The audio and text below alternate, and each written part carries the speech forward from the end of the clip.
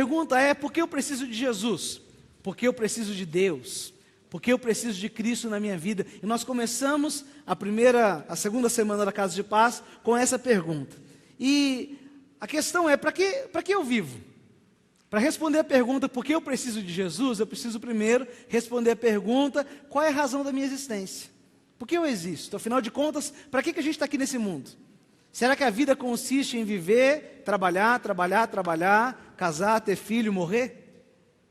Será que tudo na vida consiste naquilo que a gente consegue aqui na terra? Será que a vida consiste nesse ciclo vicioso de apenas conseguir alguma coisa que eu quero, trabalhar por alguma coisa que eu quero? E quando terminar de ter aquilo que eu quero, acabou. Eu trabalhei igual um condenado, eu trabalhei pra caramba, eu reuni minha família, eu cuidei da minha família, agora eu vou morrer e não vou levar nada disso comigo. E vou deixar aí a vida e a terra. Será que essa é a razão da existência? Nascer, crescer, envelhecer e morrer? Deus tem mais para a gente.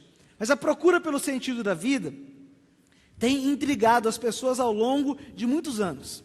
Mas por que as pessoas não conseguem encontrar uma resposta a essa pergunta? Porque elas erram já no ponto de partida. Elas querem encontrar o sentido da vida começando a partir da própria vida. Mas a vida não tem sentido nela mesma. Nós temos que aprender a olhar para Deus. A gente pergunta: o que eu quero ser, o que eu tenho que fazer, para onde eu vou, porque eu nasci. Mas se você ficar olhando só para você mesmo, a vida vai ficar um ciclo muito curto. Nós temos que olhar para o Criador da vida. Nós temos que olhar para Deus, e é Ele que vai dar uma dimensão maior para a nossa vida. E por que eu preciso de Jesus? Porque Jesus é a expressão da vida de Deus em nós. Jesus é o exemplo máximo, a maior semelhança do homem com Deus e do homem, do propósito que Deus criou para o homem. A maior semelhança de todas encontra-se em Jesus Cristo. Romanos capítulo 8, versos 6 e 7, acompanhem comigo no seu informativo, na tradução Mensagem, diz assim: ficar obcecado consigo mesmo nessa questão é entrar num beco sem saída. Quem olha para Deus é levado para um campo aberto, a uma vida livre e espaçosa.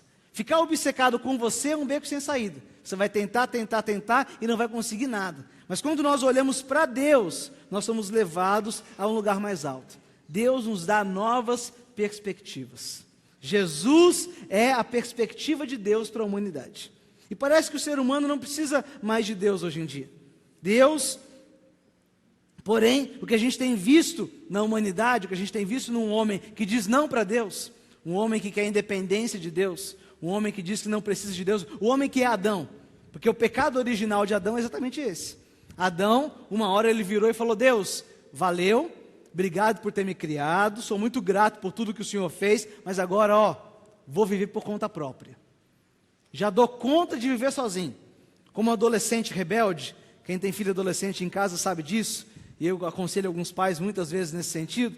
O filho adolescente acha que ele tem 15 anos, 12 anos, ele já sabe tudo.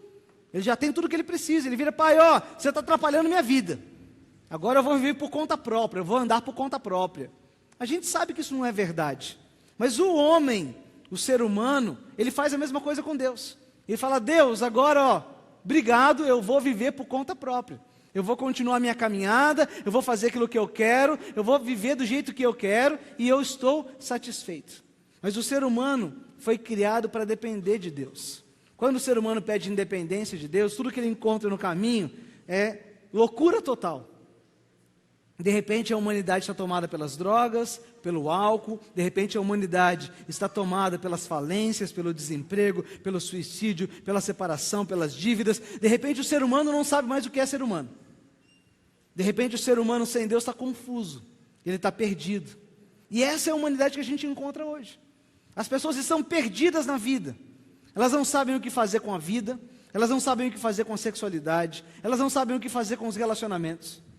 Tudo isso é reflexo, toda essa confusão é reflexo do distanciamento de Deus. Porque quando o homem se distancia do seu Criador, ele perde a imagem da criação. Ele não sabe mais para que ele veio no mundo. Ele não sabe mais nem quem ele é. Ele não sabe mais nem qual é a sua identidade. Ele não sabe mais nem como ele tem que se posicionar, porque ele perdeu a sua referência. E se você quer entender o significado da vida, se você quer entender o propósito da sua vida, anota aí. você descobre o seu propósito de vida conhecendo a Deus. Fala comigo, eu descubro o propósito da minha vida conhecendo Deus. Quando eu conheço a Deus, quando eu entendo Deus, eu entendo o propósito da vida. Ninguém vai conseguir ocupar o lugar de Deus na vida do homem.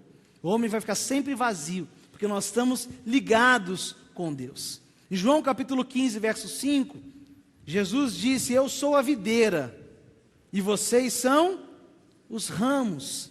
Quem está unido comigo, e eu estou com ele, esse dá muito fruto, porque sem mim vocês não podem fazer nada. Só existe humanidade, só existe o real propósito da vida, só existe sentido na vida quando nós nos conectamos com Deus. O homem desconectado é um homem sem utilidade. Vamos pensar na tecnologia hoje? Todo mundo tem um telefone celular no bolso, não tem? Sim ou não? Cada vez mais esse aparelhinho só serve para a gente quando ele está conectado. Antigamente você tinha um joguinho que você brincava, tinha no telefone. Hoje em dia, se você está desconectado, isso aqui não serve para nada. É um peso morto. Com todo o potencial que ele tem, se não tiver uma conexão, ou Wi-Fi, ou 4G, ou que seja só de telefone, que ninguém usa mais hoje em dia, mas ainda é uma conexão. Se não tiver conectado, se não tem uma operadora, se não tem um chip, se não tem uma conexão, isso aqui não vale para nada. É um peso de papel. A vida do homem é a mesma coisa. O homem desconectado de Deus, ele tem todo o potencial. Ele poderia ser tudo que Deus criou ele para ser, mas ele está desconectado, ele não serve mais para nada. Ele não encontra o seu propósito. E por que nós precisamos de Jesus, então, respondendo a pergunta? Para descobrir o propósito da nossa vida. Jesus é o elo, Jesus é o operador, Jesus é aquele que faz a conexão da sua vida com Deus. E aí o telefone ganha um sentido. Aí tem o WhatsApp, aí até os joguinhos vão funcionar, aí tudo vai funcionar, porque está conectado. Se nós queremos que a nossa vida funcione, se nós queremos que a nossa vida tenha sentido, nós precisamos nos conectar com Deus. E como nós nos conectamos com Deus? Por meio de Jesus. Então anote aí o primeiro ponto. Por que eu preciso de Jesus? Primeiro, para chegar a Deus. Então anote, escreva aí a palavra chegar. Eu preciso de Jesus para conseguir chegar até onde Deus está. João 14, 6. Jesus respondeu: eu sou o caminho, a verdade e a vida. Ninguém pode chegar até o Pai a não ser por mim. Ele é o caminho, Ele é a conexão. Dizem que todos os caminhos levam a Deus, mas não é o que Jesus disse. Jesus não falou que todos os caminhos levam a Ele. Jesus disse que eu sou o caminho. Ele não disse que Pedro era a verdade. Ele não disse que João era o caminho. Ele não disse que Tiago era um acessório para o caminho. Ele não disse que a minha mãe era o caminho. Ele disse que eu sou o caminho, o único caminho. Se nós queremos nos conectar com Deus, nós temos que olhar para Jesus. Jesus não disse que o pastor Rafael é o caminho. Eu não sou caminho para ninguém. O que eu sou aqui, sou só pastor. Eu só dou a direção. O máximo que eu posso ser é uma placa. A placa, você está andando na estrada, o que a placa faz? Indica o caminho. Mas quem vai trilhar o caminho é você. Então eu não sou caminho para ninguém. Ser humano nenhum no mundo é caminho para ninguém. Nem a própria mãe de Jesus, que foi uma grande serva de Deus, ungida, a primeira grande parceira de Jesus no ministério, ela também não é o caminho. O caminho é Jesus. Quando nós olhamos para Jesus, quando nós olhamos para Ele, nós chegamos perto de Deus. Então, nós só podemos chegar à plenitude de Deus por meio da vida de Cristo. É uma tremenda ingenuidade pensar que pertencer a uma igreja, a uma religião, ir à igreja, fazer boas obras, pode nos proporcionar alguma conquista com Deus. É extremamente pelo fato das pessoas pensarem tradicionalmente dessa forma, que as orações não são respondidas, que as pessoas não conseguem encontrar o propósito da vida. Porque apesar de muitas pessoas viverem uma vida religiosa com muita sinceridade, elas não têm nenhum resultado, porque só quem tem o Pai, tem o Filho, tem o Pai. Não adianta você ser muito piedoso, você ser muito religioso, você ir muito à igreja, seja ela qual for. Que tem muita gente dentro da própria igreja evangélica que ainda não conhece Deus, não tem plenitude em Deus, porque não vai a Deus por meio de Jesus. Não vive a vida por meio de Cristo, vive a vida à sua própria maneira. Tem o cristianismo só como um modelo, só como uma referência, mas uma referência distante. E Deus, Jesus não é uma referência distante, Ele é uma referência encarnada aqui. Então, se nós queremos chegar perto de Deus, nós precisamos de Jesus. Para que mais nós precisamos de Jesus? Anote aí o ponto 2. Nós precisamos de Jesus para orar. Se eu quero orar, e orar o que é? Orar é falar com Deus. Orar é se comunicar com Deus. Voltando ao exemplo das comunicações, se eu quero me comunicar com Deus, eu preciso usar o operador. E o operador dessa comunicação se chama Jesus. João capítulo 15, versos 16 e 17, diz assim: não foram vocês que me escolheram, pelo contrário, fui eu que os escolhi, para que vão e deem fruto, e que esse fruto não se perca. Isso a fim de que o Pai lhes dê tudo o que pedirem em meu nome. Verso 17, o que eu mando a vocês é isso: amem uns aos outros. A gente acha muito que orar é Deus dar tudo que a gente quer. Eu vou orar, porque eu vou orar, tudo que eu pedir, orando, Deus vai fazer. Não está certo essa sentença. A sentença é tudo que nós pedimos para o propósito da nossa vida, Deus vai dar. Mas quando nós não entendemos o propósito da vida, a gente ora e ora mais, e faz campanha, e vai e não recebe. Porque muitos pedem e não recebem porque pedem para os seus próprios interesses. O que é pedir mal? Pedir mal é não entender o propósito da vida. A oração também é uma ação de amor.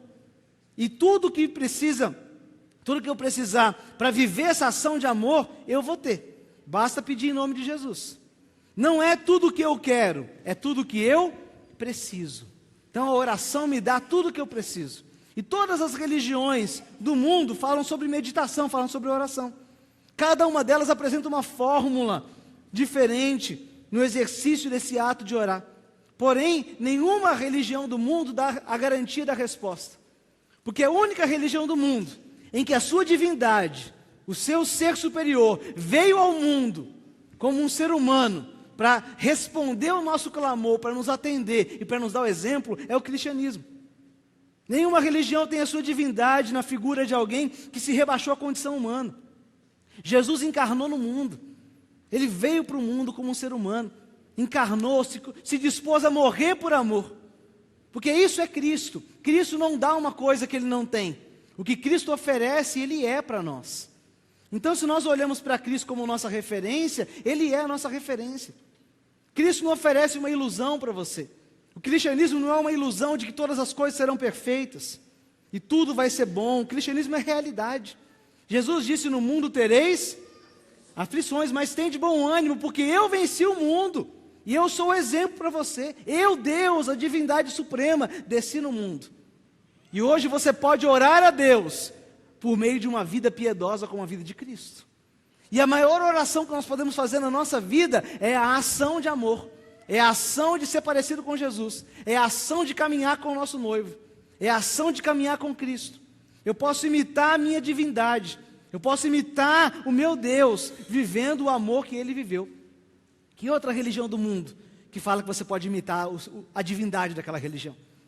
Porque normalmente a divindade é um ser com superpoderes. É um ser distante de nós. São semideuses, com poderes sobrenaturais. E Jesus vem e oferece para nós tudo o que Ele é. E Ele fala: tudo que vocês fizerem em meu nome, eu dou garantia, porque eu estou aqui como um ser humano, como vocês, e eu estou fazendo. O que você não pode fazer, porque você não está conectado. Mas se você se conectar comigo, vocês vão fazer ainda coisas maiores do que as que eu estou fazendo. Olha o nosso Deus, o que Ele dá para nós. Então, por que nós precisamos de Jesus? Porque Jesus nos conecta. Jesus, Ele traz a realidade, as coisas que não existem. Orar é falar com Deus. E como você fala com um amigo de confiança, alguém próximo de você? E Jesus disse: a fim de que tudo quanto pedires ao Pai em meu nome, Ele vai dar para você. Fala comigo: tudo. Mais forte. Tudo. Mas tudo o quê? Tudo que cumpriu o propósito. Não adianta você ficar orando, fazendo campanha, pedindo a Deus coisas que não vão ter propósito nenhum. Deus, eu lembro muito disso na minha infância. Eu cresci fazendo campanha para ganhar um mini bug. E eu orava com fé, porque eu queria um mini bug, mas que propósito teria eu ter um mini bug? Sabe quando Deus respondeu a minha oração? Nunca. E não vai responder. E hoje eu entendo, não porque ele não é poderoso para fazer, mas é que a questão não é o que eu quero que ele vai me dar. A questão é o que eu preciso, ele vai me dar. Eu não tenho aquilo que eu quero, eu tenho aquilo que eu preciso. Então a gente tem que sair desse engano e parar de achar que Jesus é o nosso amuleto, porque se eu falar em nome de Jesus vai acontecer. Não, vai acontecer se tiver um propósito. Se você está vivendo o propósito de Deus, se você está colocando o reino de Deus em primeiro lugar, todas as coisas serão acrescentadas. Mas se você não está colocando Deus em primeiro lugar, esquece, querido. O negócio vai ficar estreito para você. E não é porque Deus não é poderoso para fazer, Ele é poderoso para fazer, mas Ele vai fazer aquilo que cumpre o propósito que Ele tem para a sua vida. Então, para obtermos respostas das nossas orações, temos que pedir a Deus em nome de Jesus, mas sem esquecer que nós temos que pedir o que Jesus pediria. A oração é uma procuração de Jesus para nós, mas procuração não é para você fazer o que você quiser. A procuração, quem dá a procuração, dá porque confia que você vai fazer o que eu queria que você fizesse.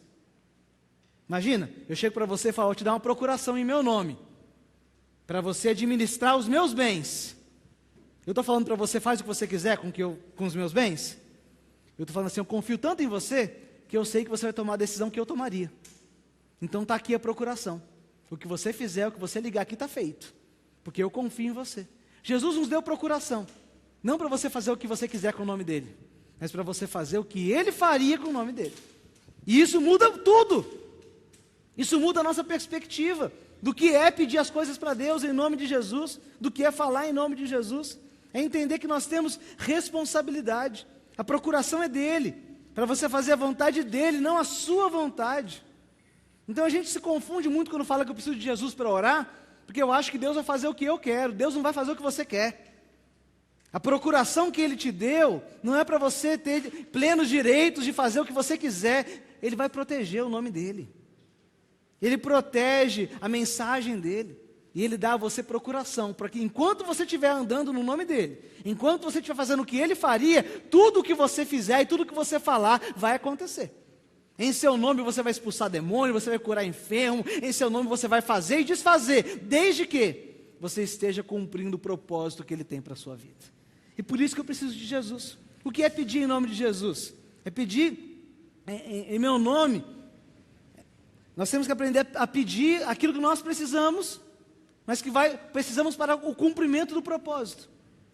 Essa procuração é de Jesus, você é o representante, para fazer o que a pessoa quer que você faça, e não o que você quer fazer.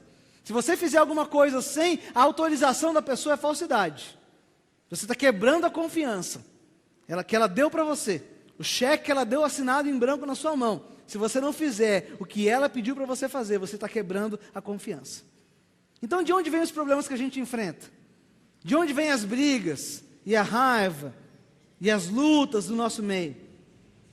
Nós não recebemos tudo que pedimos a Deus, por quê? Lá em Tiago, capítulo 4, verso 3, diz assim, o verso 1 e 2 fala assim, de onde vêm as lutas entre nós, os problemas? A gente briga demais, lê em casa os outros versos. Mas o verso 3 fala assim, e quando pedem, não recebem, porque os seus motivos são maus. Vocês pedem coisas a fim de usá-las para os seus próprios prazeres. Então a gente tem que tomar esse cuidado. A oração não é para o nosso benefício. A oração é para o cumprimento do propósito de Deus na nossa vida. A gente não paga o preço pelo nosso benefício. A gente paga o preço pelo cumprimento do propósito de Deus. Não adianta eu ficar aqui orando horas e horas para Deus me dar uma casa, para Deus me dar um carro novo, para Ele me dar dinheiro. E olha que isso não é estranho. Isso é mais comum do que você imagina. Você passa a vida inteira orando, e faz campanha, e faz jejum, e se esforça, e faz sacrifício. Tudo para quê? Para que os seus propósitos e a sua vontade seja feita. Você vai ficar se matando de fazer e não vai ter resultado. Porque o que Deus espera de você é que você cumpra a vontade dEle. E na caminhada Ele vai dar tudo o que você precisa. Então se você precisar ter uma casa, Ele vai te dar. Se você precisar ter um carro, Ele vai te dar. Se você precisar no cumprimento do teu propósito, tudo aquilo que você precisar, Ele vai suprir para você. Porque esse é o nosso Deus. Mas muitos pedem e não recebem porque pedem mal.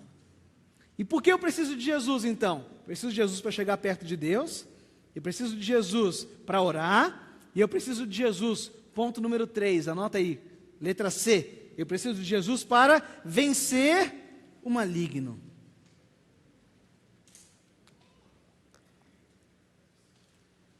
Aqui entra um ponto interessante que eu quero chamar a sua atenção. Quando você estiver falando na casa de paz ou falando de Jesus para alguém, nós temos que entender o que é vencer o maligno. A gente costuma pegar esse texto e aplicar ele só na hora de expulsar um demônio, ou só na hora de vencer o maligno fora da gente. Mas sabia que tem muito mais maligno dentro de você do que fora de você? Os problemas que você enfrenta, na grande maioria, eles estão dentro de você. Marcos 16, 17 diz assim: aos que crerem, a quem? Quem é que crê em Jesus? Então para você, aos que crerem, será dado todo o poder de fazer estes milagres, expulsar demônios pelo poder do nome de Jesus e falar em novas línguas.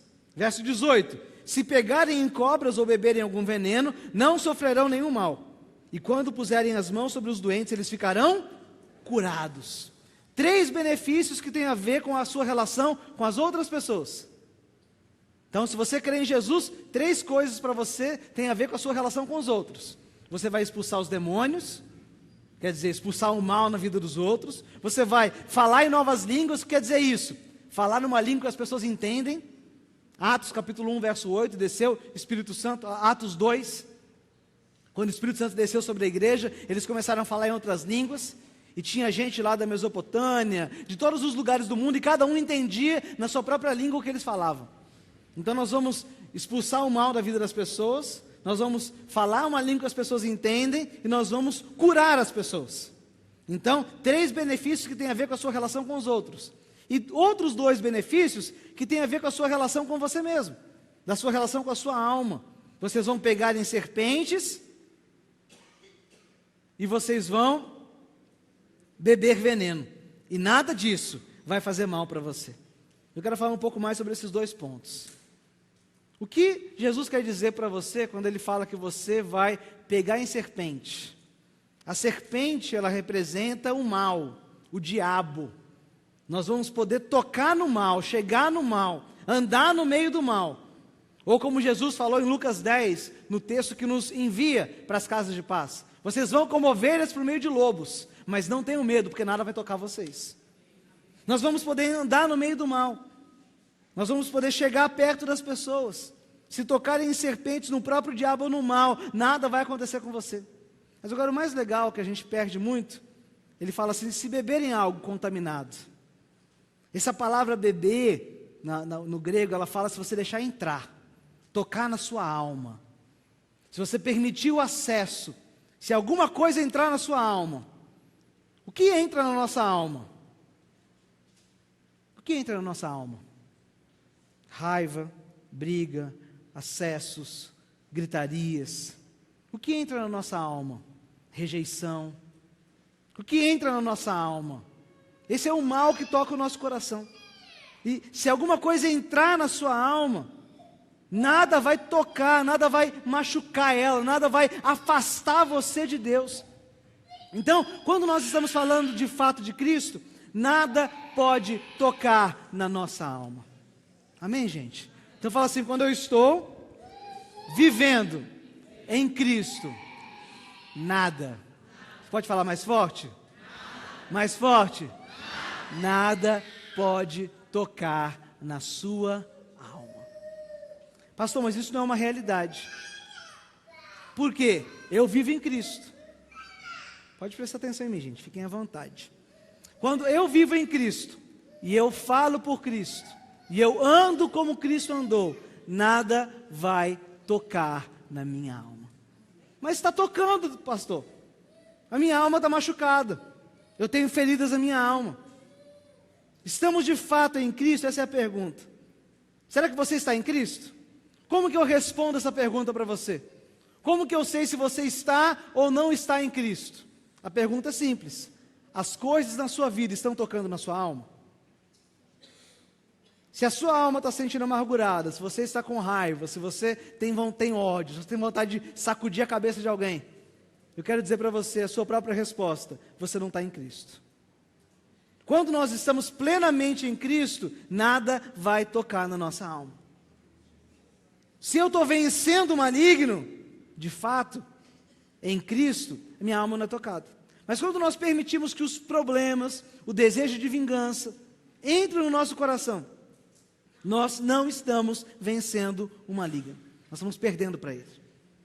Então, quando você corta a relação com alguém que te fez mal, quando você quer vingar alguma coisa que alguém fez com você, usando qualquer estratégia para essa vingança, quando você deixa o ódio, o rancor, a amargura entrar no seu coração, você está perdendo para o maligno. O desafio de vencer o maligno começa vencendo o maligno que habita em nós. Existe um mal que habita em nós. Nós temos os nossos demônios.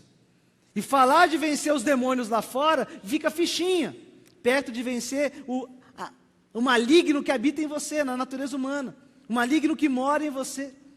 Então, nesse contexto, às vezes a pessoa lê aqui o texto e fala: pastor, mas eu não vou expulsar demônio lá na casa, não. Fala: fique em paz, irmão. Se você conseguir expulsar os seus demônios, está tudo resolvido. Porque você tem tanto medo do demônio lá de fora, que você não consegue ver o demônio dentro de você. Ô pastor, eu estou falando verdade. Você tem tanto medo do maligno que mora no outro, que você não consegue enxergar o maligno que está dentro de você.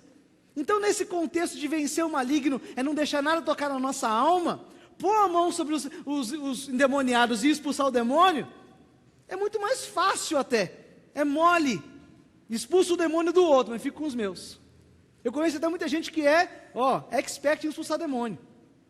O cara é um exorcista de primeira, a mulher é uma exorcista de primeira. Expulsa o demônio de todo mundo, mas não expulsa o dela. De que adianta você expulsar o demônio da humanidade, mas não conseguir vencer o maligno que está dentro de você? E existe um maligno dentro de nós que se chama natureza humana. Lá em Gálatas fala, Gálatas capítulo 5, Paulo fala, são os desejos da natureza humana. As brigas, as gritarias, os acessos de raiva, a imoralidade, a idolatria, a ação indecente, o egoísmo. Tudo isso é fruto da natureza humana, que produz em nós os frutos da natureza humana. E se você ainda permite que a raiva domine você, que a gritaria domine você, que o ódio domine você, se você ainda perde o controle para você mesmo, e você não faz o que Cristo queria que você fizesse, mas faz o que você quer fazer, eu quero dizer para você, você está perdendo para você mesmo. O maligno está ganhando dentro de você. Quando Jesus foi tentado no deserto, lá em Mateus 4, tem a tentação de Jesus, ele passou 40 dias de jejum no deserto. E quando ele acabou o jejum, apareceu quem? O maligno, o demônio, o anjo mau. Para fazer o quê? Para tentar Jesus. Ele tinha passado 40 dias de jejum. Mas preste atenção que se lá em Mateus 4, o diabo não usa elementos externos para tentar Jesus. Ele usa elementos internos. Ele usa coisa que Jesus tinha direito. Coisa que Jesus podia fazer. Primeiro ele fala, Jesus estava com fome. 40 dias de jejum, no mínimo, ele estava com fome. Aí o que o diabo fala para ele? Aqui, você não tem poder de transformar pedra em pão? Jesus tem poder para fazer isso, sim ou não? Claro que tem. Mas esse benefício é para ele ou é para as pessoas? O dom não era para ele, era para as pessoas. O dom que nós recebemos de Deus, que Jesus tinha, não era para ele, era para as pessoas. Mas se ele usasse aquele poder naquela hora para transformar aquela pedra e satisfazer a sua necessidade, ele não estava abençoando as pessoas, estava abençoando a si mesmo. Estava vivendo e usando os benefícios para ele próprio. Aí o diabo fala, se você é filho de Deus, se joga daqui. Porque a Bíblia fala que os anjos do Senhor vão segurar você pela mão. De que adiantava Jesus tentar a Deus só para mostrar o quão poderoso ele era? Quem ia ser beneficiado? Ninguém, a não ser ele mesmo. Agora a gente faz isso o tempo todo. Quando o diabo tenta a gente, dentro da gente mesmo, quando ele usa alguém para tentar você, às vezes um irmão da igreja, sabia? Sabia, gente? O diabo usa uns irmãos da igreja, usa o seu marido, sua esposa. Não quer dizer que está possuído, ele só é uma situação que tocou no maligno dentro de você. Usa sua família, seus primos, seus sobrinhos, seus irmãos, seus amigos. Quando toca em você, como que você reage à tentação? Você faz como Jesus e resiste à tentação? Ou você cede à tentação e o maligno vence dentro de você? Jesus podia transformar aquela pedra em pão, mas esse poder não era para ser usado no seu benefício. Vencer o maligno diz respeito a abrir mão dos nossos direitos e ir à cruz para que outros possam viver. E aqui está o segredo do Evangelho. Se eu quero entender o Evangelho, se eu quero entender a graça de Deus, se eu quero entender a plenitude de Deus, eu tenho que aprender a dominar o maligno que vive dentro de mim. A gente quer dominar o maligno nos outros, mas a gente está perdendo para a gente. Quantas vezes você perdeu essa semana para o maligno que mora dentro de você? Quantas vezes você foi dominado e reagiu à raiva, ao ressentimento, ao ódio, à amargura, à tristeza? Isso é ir para a cruz. As ciladas do diabo não estão apenas nos grandes eventos, na pessoa endemoniada que tremeu e gritou e você fala, o diabo está ali. Não, a cilada do diabo está o tempo todo na gente, o tempo todo nos cercando. As maiores ciladas estão dentro de nós. E abrir mão do seu direito é aprender a vencer o maligno que mora em você. Então, se eu preciso de Jesus, eu preciso de Jesus para quê? Para vencer o maligno que mora em mim. E tem um mal que mora em você. Fala isso para o seu irmão, você está com vontade. Então pode gastar essa vontade agora. Fala assim, ó, tem um mal que mora em você. Ele está ganhando ou perdendo? Quem está ganhando o duelo dentro de você mesmo?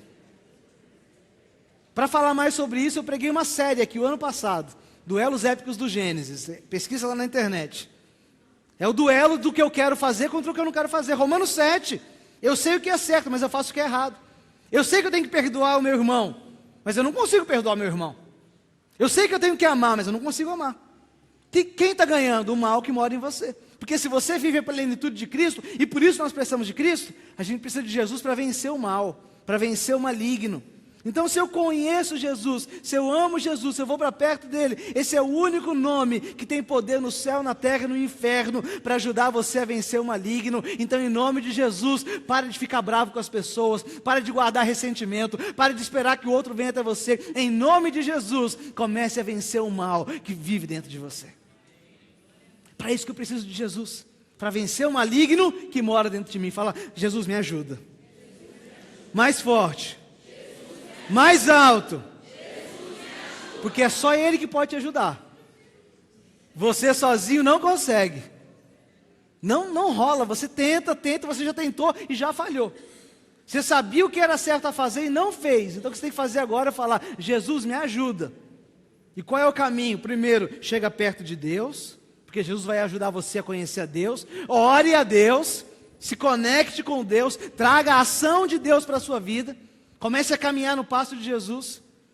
E terceiro, comece a vencer o maligno. Primeiro que mora dentro de você. Primeiro que habita no seu coração. E as demais coisas serão acrescentadas. Nós somos filhos de Deus. Nós não temos que continuar pecando. Olha, 1 João capítulo 5, verso 18. Sabemos que somos filhos de Deus. Sabemos que os filhos de Deus não continuam pecando. Porque o Filho de Deus os guarda, e o maligno não pode tocar neles. Quem é que é filho de Deus? Deus guarda você, você já está guardado com Deus. É só você pedir ajuda dele.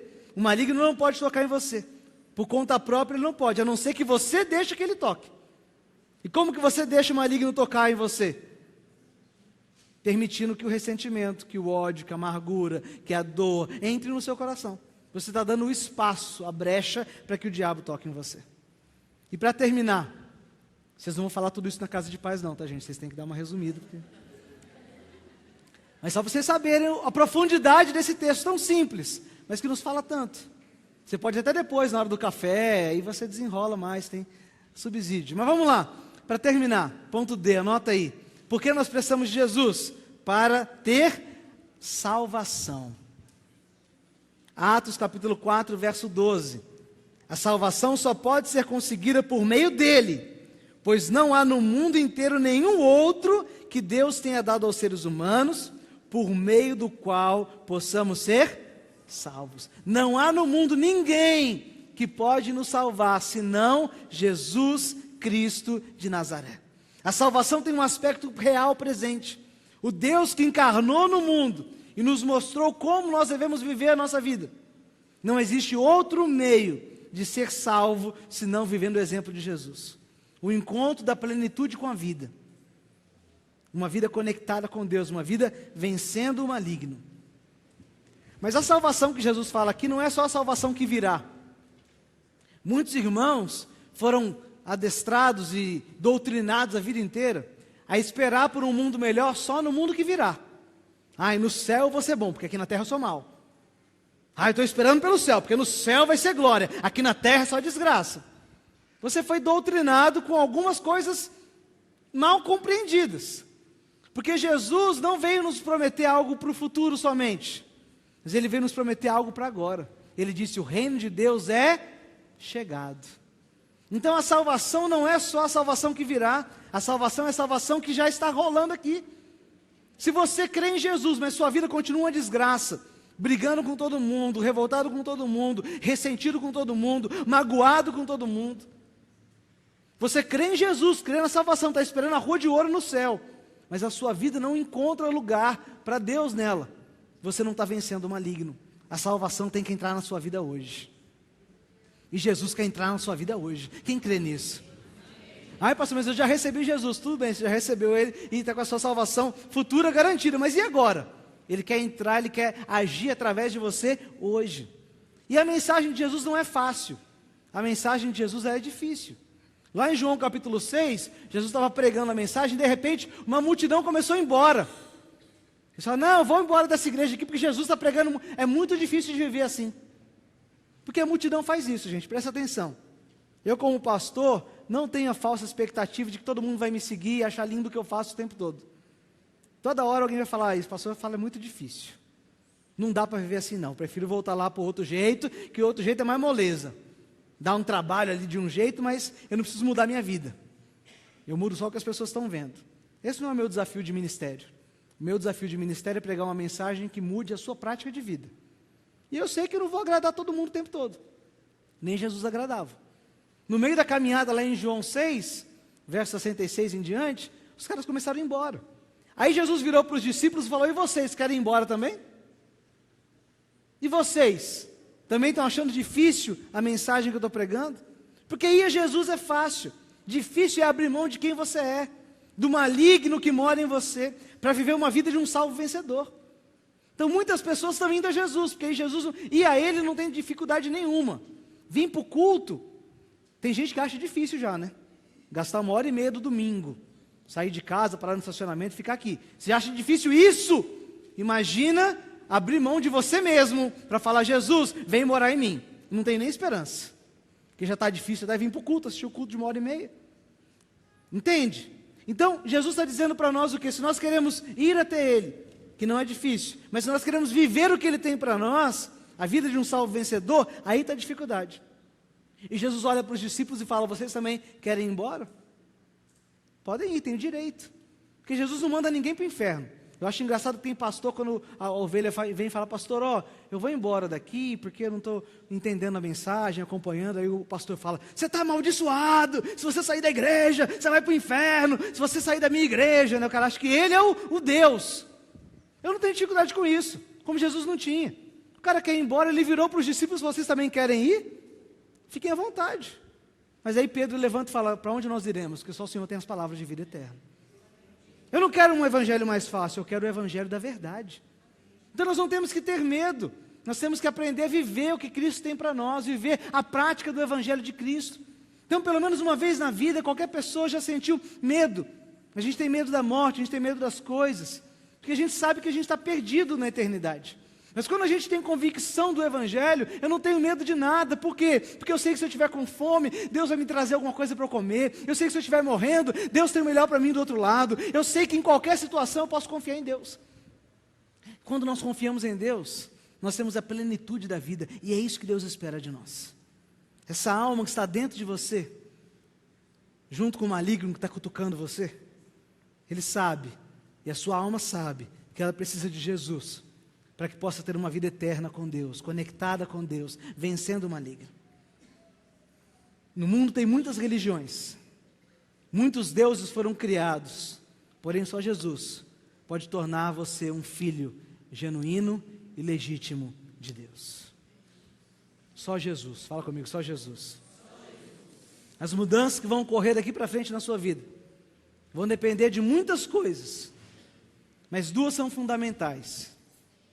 Primeiro, deixar para trás as coisas que passaram. Se eu quero experimentar o que Deus tem para mim, eu tenho que aprender a deixar para trás. Eu tenho que aprender a ir para a cruz, eu tenho que aprender a matar o passado. E eu tenho que aprender a ouvir e responder positivamente ao chamado de Jesus, ao chamado de Deus, de conhecer a vida eterna que Ele tem para mim, a vida plena que Ele tem para mim. Jesus quer salvar você desse ressentimento, dessa dor, dessa angústia. Jesus está aqui. E Ele veio ao mundo, encarnou no mundo, para nos levar de volta para Deus, para fazer o caminho de comunicação entre você e Deus, para te dar a condição, e é a única condição, para você vencer o maligno que mora em você, e para salvar a sua vida da morte, para salvar os seus relacionamentos, salvar o seu casamento, salvar a sua família, salvar a sua igreja, salvar a sua mente. Esse é o Jesus que está aqui hoje. Se você acredita nele, Ele está aqui para te salvar. Pastor, que você não sabe o que está passando lá em casa. Pode ser que eu não saiba mesmo, mas Ele sabe. E não tem nada que Ele não possa fazer. Não tem nada impossível para Jesus, desde que você ore vivendo o propósito que Ele tem para você. E o único propósito que Deus tem para você é o propósito de você se render às pessoas, de você abrir mão do seu orgulho, da sua vaidade, dos seus direitos e ir para a cruz como Ele foi. O problema com a sua família só vai acabar quando você decidir ir para a cruz. E tem que ir para a cruz todo dia, porque a responsabilidade é sua. O problema com os seus pais só vai acabar quando você decidir parar de brigar com eles. O problema com os seus filhos só vai acabar quando você decidir parar de brigar com eles. O problema da nossa vida só vai acabar quando nós decidimos parar de buscar as coisas, o dinheiro, e começar a buscar e nos importar com as pessoas. Nós acreditamos nesse